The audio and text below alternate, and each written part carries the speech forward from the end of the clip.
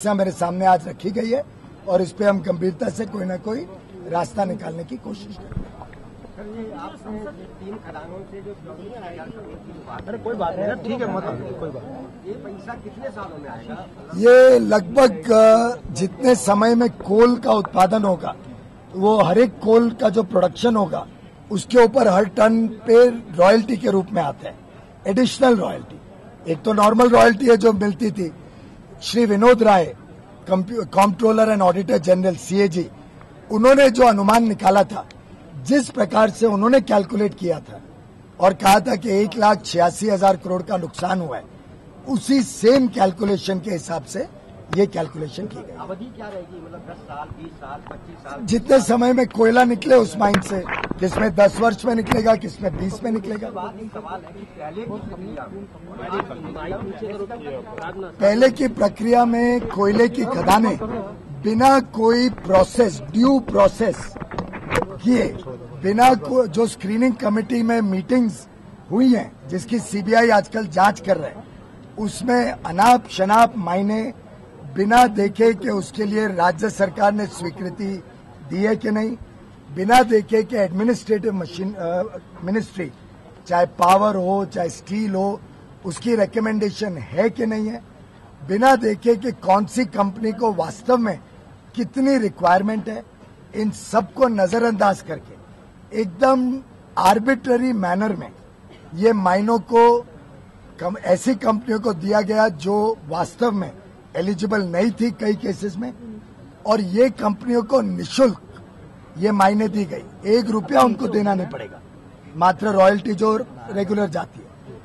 उसके सामने प्रधानमंत्री जी ने जो नया कानून लाए और जो पास किया, उसके तहत ये सभी मायने जो निजी क्षेत्र को जाती हैं, ये एक ट्रांसपेरेंट नीलामी, ई बिडिंग के द्वारा जाती है, और उस नीलामी में लोगों को बिडिंग करने मिलता है, और जो सबसे अच्छी प्राइस दे, बिजली के क्षेत्र में जो सबसे कम दाम पे बिजली दे, और बाकी क्षेत्रों में जो सबसे अधिक रॉयल्टी दे, एडिशनल प्राइस दे, उनको ये खदानें ट्रांसपेरेंट वे में मिली है, जिसकी वजह से 27,000 करोड़ रुपया मध्य प्रदेश को अधिक मिलेगा। ये परिवर्तन हुआ है कि पहले जिनको खदानें मिली थी, खदानें इनको दी गई, इसका बहुत हमने नहीं दिए भाई साहब, ये एक ट्रांसपेरेंट नीलामी से उन्होंने एग्रेसिव बिडिंग करके ली।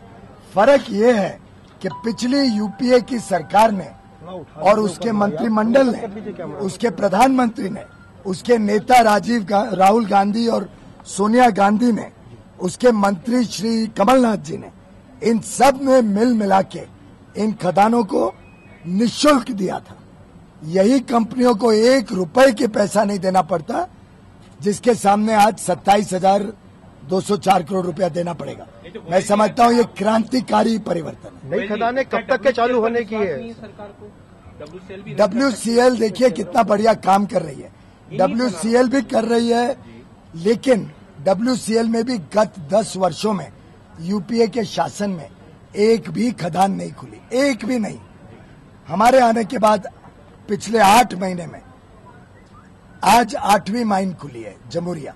अब जमुरिया का उद्घाटन पहले किया था फरवरी 2014 में, लेकिन काम करने लायक ही नहीं थी, चालू 1 टन प्रोडक्शन नहीं आया उसमें। आज से हमने शुरू किया, ऐसे ही हम 24 महीने में, जिसमें से 8 खुल चुकी है आज तक, 16 महीने और हर महीने 25 तारीख को एक नई माइन मध्य प्रदेश में कुल 8 और महाराष्ट्र में कुल 16, ऐसे 24 महीने में ये पूरी योजना बनी है। उसमें तेजी से काम हो रहा है, और जितनी ऐसे कुछ मायने भी निकली जहाँ उद्घाटन हुआ लेकिन प्रोडक्शन नहीं हुआ, उसको भी हम प्रोडक्शन में लाए। WCL और सरकारी कोल इंडिया पे क्यों नहीं विश्वास किया जा रहा? प्राइवेट सेक्टर को देखिए, कोल इंडिया की क्षमता भी साथ साथ में बढ़ाई जा रही है। आपने देखा, मैंने अभी बताया, 1 वर्ष में कोल इंडिया के कर्मठ कर्मचारियों ने 32 मिलियन टन उत्पादन 1 वर्ष में बढ़ाया, जो गत 4 वर्ष में नहीं था। और मैं कई बार यह विषय रखता हूं कि ओनरशिप प्राइवेट हो या पब्लिक हो, नेतृत्व अच्छा होना चाहिए।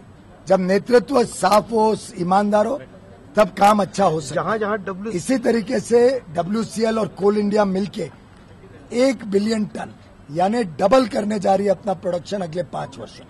लेकिन मैं समझता हूं कोई आपत्ति नहीं है अगर कोयले में भी स्पर्धा हो, कोयले में भी निजी क्षेत्र के लोग भी आए, कोयले में भी राजस्व बढ़े राज्य सरकारों का, जिससे वो राज्य सरकार सेवा कर सके और उसी कड़ी में नीलामी से राज्य सरकार को अच्छा लाभ हो। जहाँ जहाँ कोयले की खदानें खुली हुई हैं और जो खुल रही हैं वहाँ पानी पेयजल की मात्रा में फ्लोराइड बहुत ज्यादा निकल पा रहा है, तो इसको लेकर फ्लोराइड वास्तव में कोयले की खदानों से संबंधित नहीं है जी। फ्लोराइड कई इलाकों में पहले से समस्या है। पेयजल का भी क्राइसिस हो रहा है, तो करने दीजिए। मैं कोई उसी के साथ साथ पेयजल के क्राइसिस के भी कोई सवाल से अपने आप को नहीं घेरा नहीं। ठीक। तो फ्लोराइड की समस्या भी देश में कई जगह है, राजस्थान में खास तौर पे ज्यादा है, लेकिन वो अलग वजह से है। लेकिन भारत सरकार का निश्चय है और प्रतिबद्धता है कि पेयजल के संबंध में देश भर में जहां जहां कोयले की खदान है और बाकी इलाकों में भी इस पे विशेष ध्यान दे रही है सरकार।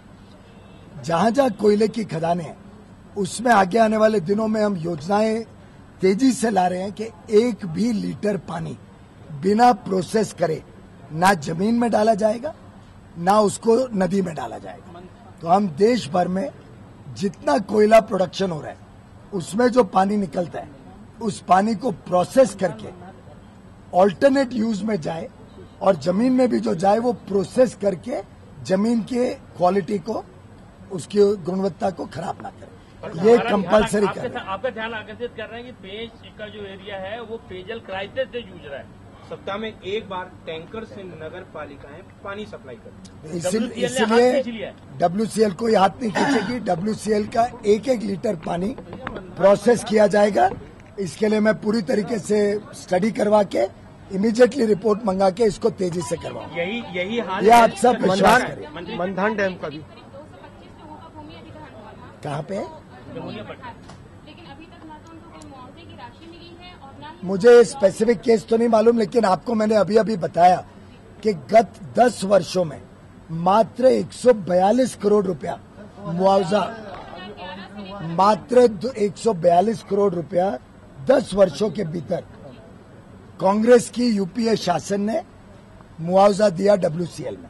हमने 10 महीने में जहां जहां हमारे सामने समस्याएं आई उसको जल्द से जल्द सामने बैठ के कानून के अंतर्गत ही उसका समाधान किया और लगभग 445 करोड़ 445 करोड़ मात्र 10 महीने में मुआवजा दिया गया। और कुछ समस्याएं मुझे आज भारतीय जनता पार्टी के कार्यकर्ताओं ने, कोयले खदानों की वजह से PAPs ने, कुछ मजदूरों ने, कामगारों ने कुछ समस्याएं मेरे समक्ष रखी हैं आज सुबह और बताया है किस प्रकार से छिंदवाड़ा और छिंदवाड़ा का जो प्रतिनिधि देश में सांसद के रूप में है वो काम जिम्मेदारी से नहीं निभाया 10 वर्ष, उसकी पूरी खामियां खत्म करने के लिए यह सरकार प्रतिबद्ध है।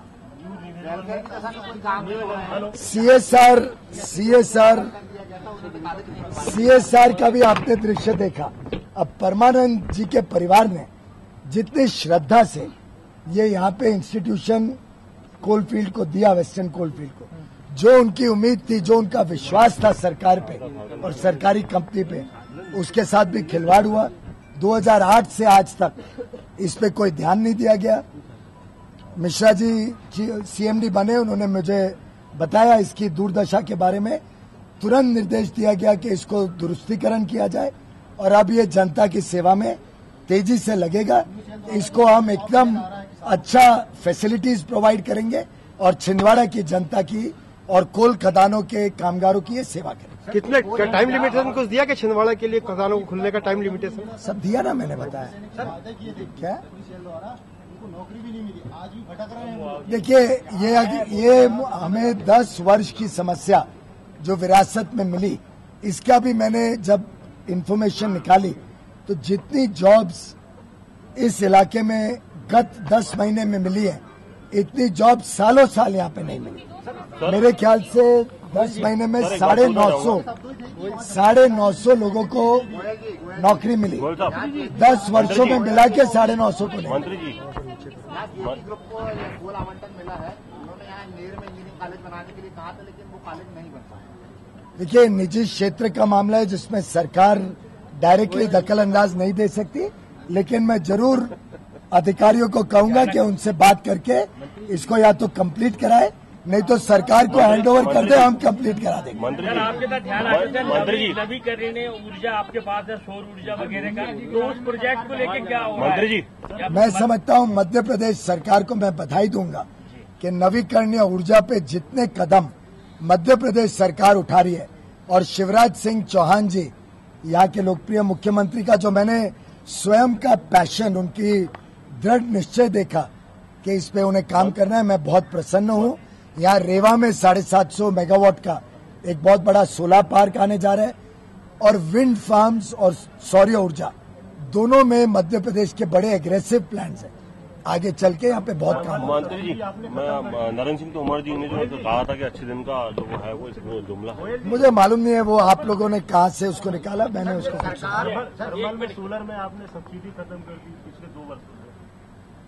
इसमें सोलर पे, वाटर हीटर पे। देखिए, वाटर हीटर के विषय में सब्सिडी एक शुरुआत में कोई योजना को तेजी से प्रोत्साहन देने के लिए ली जाती है। आस्ते आस्ते जब उसका वॉल्यूम्स और इकोनॉमीज ऑफ स्केल आती है तो वो इकोनॉमिकली वायबल हो जाते हैं। वाटर हीटर आज इकोनॉमिकली वायबल है, सब्सिडी के कारण उसका तेजी से प्रभाव बढ़ नहीं पा रहा था। सरकार जब मैंने विरासत में ली 3000 करोड़ की सब्सिडी बैकलॉग था, तो नया वाटर हीटर कोई ले ही नहीं पा रहा था क्योंकि वो सब्सिडी पे निर्भर था। अब जब से स्वतंत्र किया तेजी से काम हो। Okay sir, thank you.